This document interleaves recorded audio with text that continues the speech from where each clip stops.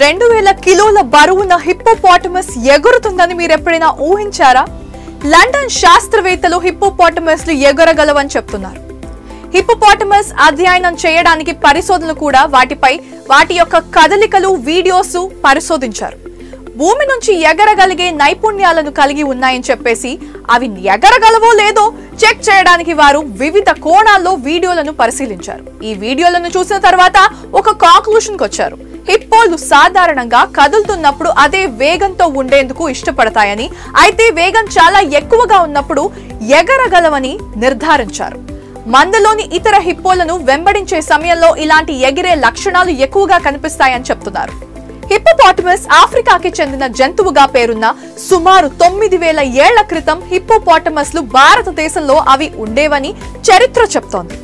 ఆ తర్వాత అవి ఆఫ్రికా వైపు వెళ్లాయని పరిశోధకుల అభిప్రాయం.